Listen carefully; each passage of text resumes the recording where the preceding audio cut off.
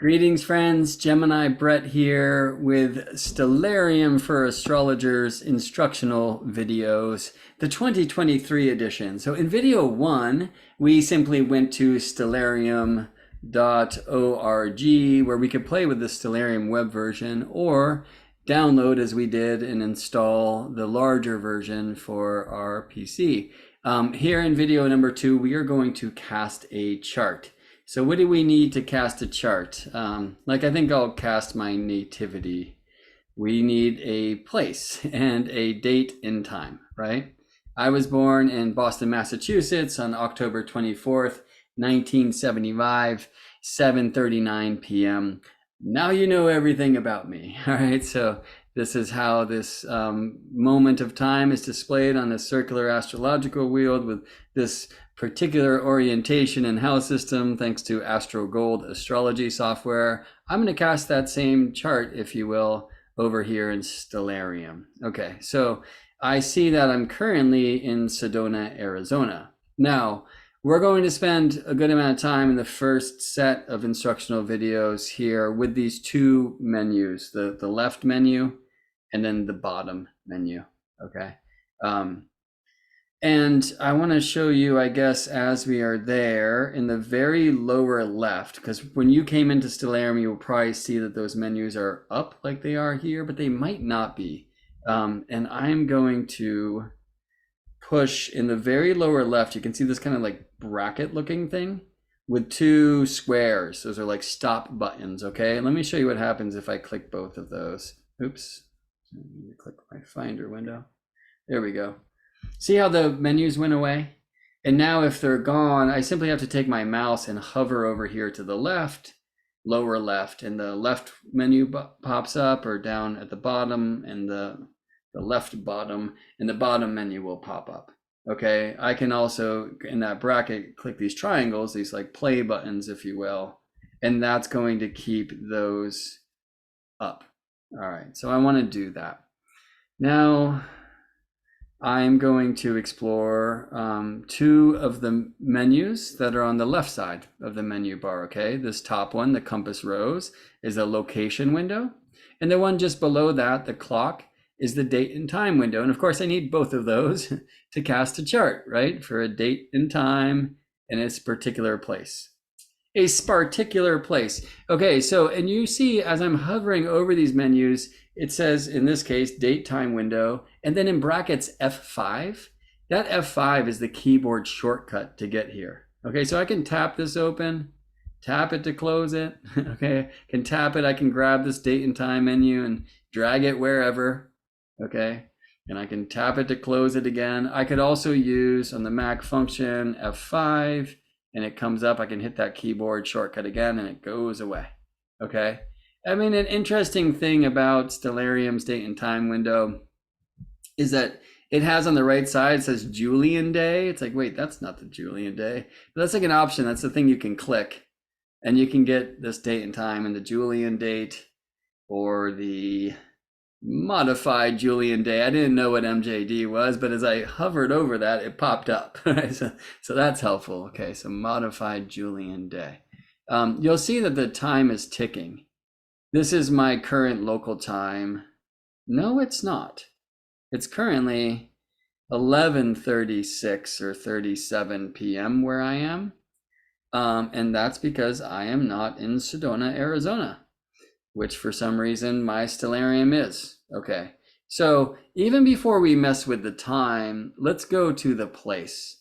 And I'm going to start with casting my birth chart because I know that Boston, Massachusetts, where I was born, is in the Stellarium database. And so let's start with the location window. And you can see as I hover over the compass rose, location window F6. That means if I hit function F6, the location window is going to pop up and go away. All right, or I could tap on this compass and it's going to pop up, and tap it again and it goes away. Just in and out. Just keep it going like that. All right, so here I am in Sedona. I'm going to reset this location list, and I am going to type Boston. As I start to, options come up. Now in Stellarium, this used to say like Boston, Massachusetts, United States. They are in a anti-colonialism or anti-empire movement, I think, which I can get behind, but at the same time, it doesn't give me enough data, and you'll hear my current state and coming state of frustration with this. But regardless, I see a few options, right? There's South Boston in Northern America, Bostonia in Northern America, Boston in Northern Europe, and it's this one I want, Boston in Northern America. And I can see that this is 42 degrees north latitude and 71 degrees west longitude. I mean, Stellarium's going to show me those same things. Here's 4221 north, 7103 west. They have like, you know, the same thing, right? It's Boston City Center, likely town hall. Okay. And though I was born in a hospital, like not right there, I'm going to go with that for now. So we are good. So we click Boston. Maybe I'll even make that my default location. So I want you to see a few things before I finish with our location menu. You can use current location as default. See that checkbox right there? I mean, oddly, they're putting me, let me go back, Boston, North America. And I see down here now, Earth, Boston. And I'm going to click use location as default. Okay.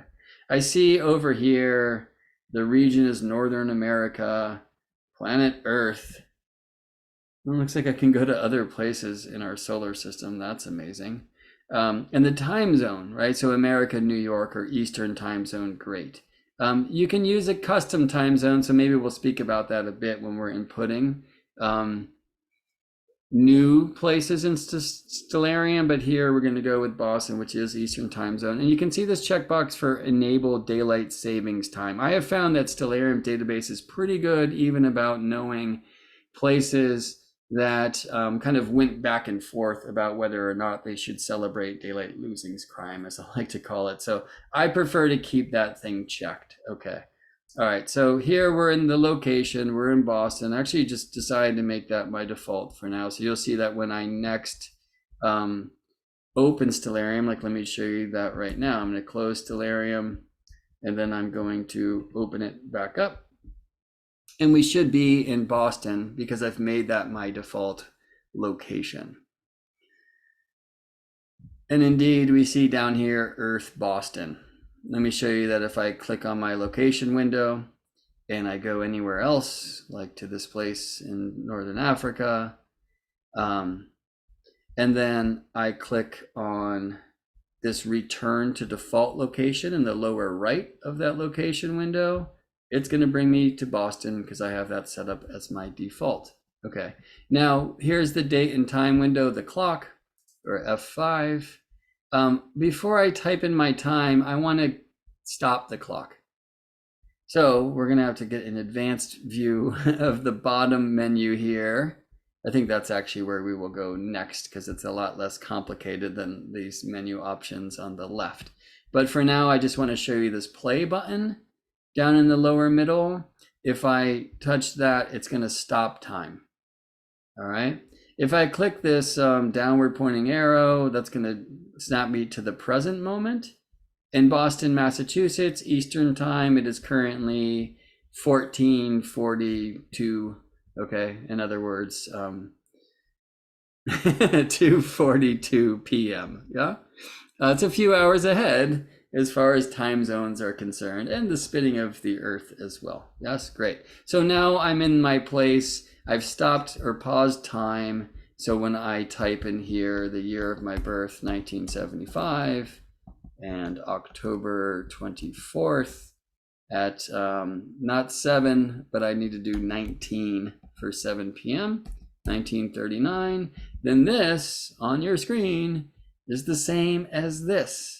Now, as we move forward, I'm going to show you how we can add some circles and some lines that help us really understand how this chart is a map of the sky and be able to see more of this kind of chart view in Stellarium software. But I think that's enough for video number 2, where we have now successfully cast a chart for a date and a time in a known place in Stellarium's location database. In video number 3, we are going to input a place that is not in the database. I will see you then, friends.